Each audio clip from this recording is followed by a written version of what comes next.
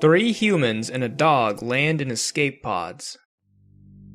The group confirms that they've all been woken from crypto sleep as their ship was literally ripping apart. Since everyone was in crypto, no one has a clue as to how the ship was destroyed. The group exchange introductions. Nerhesi is an ace fighter pilot in his mid-20s. He led the ship's best fighters in combat. He has a bond with the Yorkshire Terrier. Nerhesi makes a good impression on the other two, which encouraged them to follow his lead introduction-wise. Tony is a criminal surgeon in his 50s. He was brought on as part of the medical staff. Webster is 20, the youngest of the 3.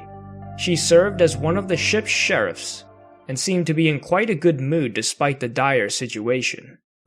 With introductions out of the way, everyone agrees to build a shelter first. It will keep both them and their supplies safe from the outdoors.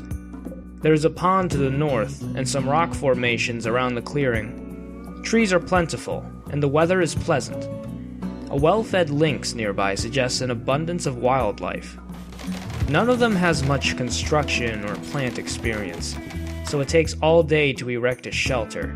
In addition, they built a torch, a horseshoe pin, a wood-fueled stove, a small ring of sandbags, and beds for each of them. The research bench couldn't be built in time and is left until next morning.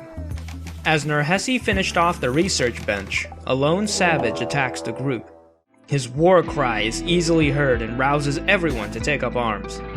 Webster grabs a rifle, and Nerhesi a revolver. Tony is left with a plasteel knife. Similar to Tony, the savage only has a knife. Webster and Nerhesi attack the savage. They're both skilled with firearms, and take him down with no trouble. Tony seems to be enjoying the show. He had a bit of silver with him. The attacker is likely part of a bigger group. Currency only has a use when trading, and trade is only possible with the existence of a society. It remains to be seen what societies this Rimworld harbors, but surely the group has landed in one of the more wild parts of the planet, considering they were just attacked by a knife-wielding madman in primitive clothing. Building up and preserving a stockpile of food was the group's next objective. Unfortunately, nobody was skilled enough to construct the generator and cooler needed. Webster was chosen to improve her skills, and all construction work will be her responsibility. In the meantime, the group sows some rice plants on the fertile soil of the pond. Hopefully, it will be enough for the coming winter. As Webster was eating, she notices Nerhesi's dog wandering past her. She also notices the ripped-up packaging of a survival meal in the stockpile. The 20-year-old sheriff decides to slaughter the useless little mutt before it consumes any more precious food. The terrier's life is ended behind a couple of trees, out of sight of its owner. She made no effort to hide the body, and Tony discovers it while chopping a nearby tree. He shouts across the field to Nerhesi, alerting him of his pet's death. Webster owns up to it immediately. She explains to Nerhesi in a flat tone of voice that it was for the good of the group. The dog was not well trained and was a burden on the food supply. It would also be troublesome to protect the animal from creatures like the lynx they saw just the other day. Nerhesi kept working during her monologue, the light from his eyes dimmed by the end of it. He passes by his dog's dead body, continuing to work as if nothing was wrong. Eventually, Nerhesi tells Webster that he forgives her. The deed is already done, so getting mad and coming to blows won't do anything. She doesn't seem to understand what she did was wrong, and Nerhesi just drops the subject. The group continues cutting wood in silence.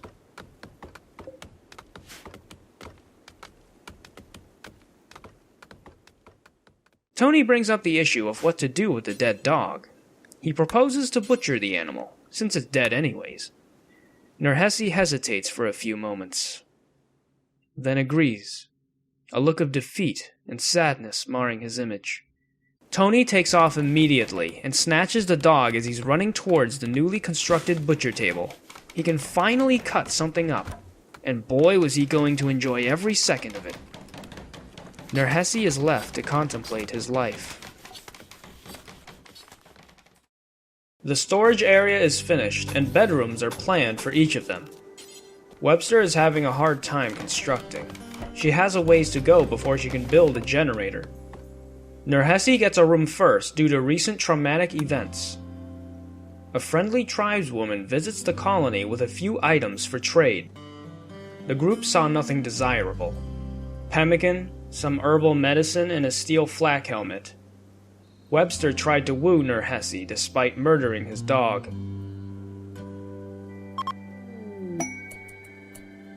The visitor gifts the group some Glitterworld medicine. Either she doesn't seem to understand the great value of the medicine, or she is being very generous. Either way, the group have mixed feelings of the event. Nerhesi is happy to have kind neighbors, whereas Tony and Webster regard this act with suspicion. Why give total strangers something so valuable? Tony hauls some berries to some random place. The man is getting old and forgets himself at times. Wood is being gathered for flooring in their home. While working, Nerhesi spots something in the distance. It's a squirrel, the tail flicking erratically as the tiny creature rushes towards base. Nerhesi shoots a few warning shots in a futile effort to scare the maddened creature. Tony hears the commotion and rushes outside, excited for some action. He sees Nerhesi shooting the ground, squinting to see the crazy rodent running straight for him. The raging ball of fur charges at Tony and slashes him, simultaneously evading his knife. Tony was a master of melee, but he cannot match the speed of a creature the size of his foot. Cursing under his breath, Tony immediately strikes again, almost tearing the squirrel in half just above its groin. Despite his flak vest and pants, the squirrel gave him some light bruises. Nerhesi gets food poisoning due to an inexperienced cook and a very dirty kitchen. Webster doesn't like the wood flooring job and deigns to remove and reinstall the flooring. Webster deconstructs the sandbags. They're blocking future base expansion and are ugly. The settlement is named Ping of the Traction faction. As Webster is building a hand tailor bench, an ambrosia grove starts growing nearby. 2 stools are built for the dining table. Webster builds some wooden barricades. Some peaceful tribals pass by. Although the local lynxes seem well fed, they've been spotted too close to the settlement on many occasions. Since Nerhesi is still sick, Tony and Webster pair up to hunt one of the carnivores down.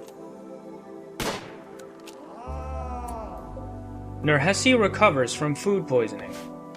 Webster notices the beds are low quality and works on replacements.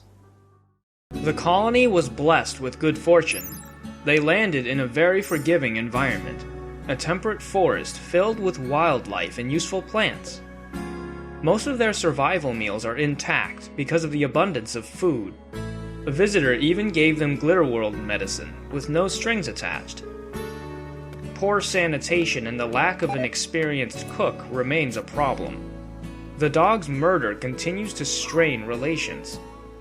With so few people, the group cannot afford to deal with internal strife as well as food poisoning. Although food poisoning is easily mitigated, the murder and butchering of your dog by your own people is not readily forgotten.